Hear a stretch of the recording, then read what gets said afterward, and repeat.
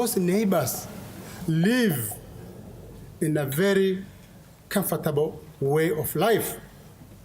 And Islam also tells us that if you are in a country or in a place where Islam is minority, you are told to adjust yourself to that way of life, not embracing that religion or anything. And for others also, when they are that way, is a reciprocal. Now, in Kenya, we have been trying to struggle so much with Al-Shabaab. Al-Shabaab, Shabab is an Arabic word meaning young people, young, able-bodied. Nothing more, nothing less. It's a coalition of people who gets together just to distort this religion. They have produced narratives in Quran and from the sayings of the Prophet, peace be upon him, to misquote and to misinterpret the sayings of the Prophet and Quran to suit their egoistic way of life. But as Muslim leaders and scholars, we have also in Kenya come up with a format to discredit that narratives. That this is not Islam, and neither is Islam interpreted that way. Kenya almost came to brink. We border a country called Somalia. And Somalia is the only country in the world, to the best of my understanding, a homogeneous nation where there is one language spoken, there is one religion, there is one culture, and there is one tribe. The only country in the world. But for 27 years, that has never been a nation. For reasons that we do not know, they have gone that way. But we have did all we can to make sure that the proliferation of arms and people with bad feelings and bad connotations don't come to Kenya. And they came.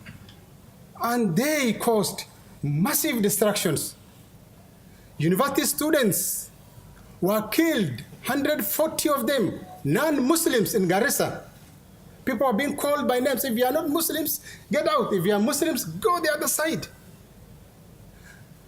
Why they did that is to bring Islam and Christians and Muslims in confrontations so that Kenya turns the Somali style. But as nations and as religious leaders, we stood united. Christians killed as a result of Al-Shabaab attacks. We religious leaders always goes together to console the family and bury the dead together. They have always wanted that we asunder apart with a view to turning Kenya into religious confrontation where people kill and fight each other. We refuse to succumb to that type of things. It was all over, but we refuse to listen to that. And the Interreligious Council of Kenya is a coalition of all main religious groups in Kenya. We stood together, we defied the moves of Al-Shabaab, and we consoled those who got attacked. Finally, I want to say this way. There is an incident in Mandera in northern Kenya where a bus-faring teachers were stopped and non-Muslim teachers were pulled out of the bus and killed.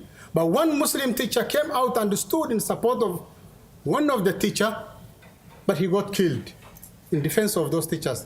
Of course, the government of Kenya, the president, honored that person posthumously. And that was the type of solidarity we had. Bus attacks, rampant. The Westgate attack, the mall, the biggest mall in Nairobi, where people are indiscriminately killed and properties were destroyed. We as religious leaders refused to move because what they wanted was that Kenya turns into war. The Christians and Muslims fought each other. Finally,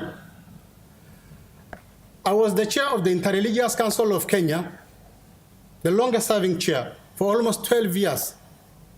But the constitution says it's rotational after every 3 years. But the religious leadership said that Sheikh Adan, continue with your term. Because of what we have been doing as Muslims, particularly with my brother, Archbishop Sapit and Bishop Abukala, and there are some other religious leaders from Kenya here. We stood jointly against all those things. If Christians did not want a Muslim to be a chair, of course, in our delegates, the Christians outnumber the Muslims. They would have said, no, we don't want to watch you this time. But they said, no, we should not go by our numerical strength. As a Muslim, lead this institution for that period. That is the solidarity we have, which we have cascaded to all the villages and everywhere and into the governments. And therefore, that is the positions we have in Kenya. We have stood together. We have been getting support from the government of Kenya, from the political leaderships, and from everybody in a war and in a fight against terrorists and terrorism. God bless you. Thank you so much.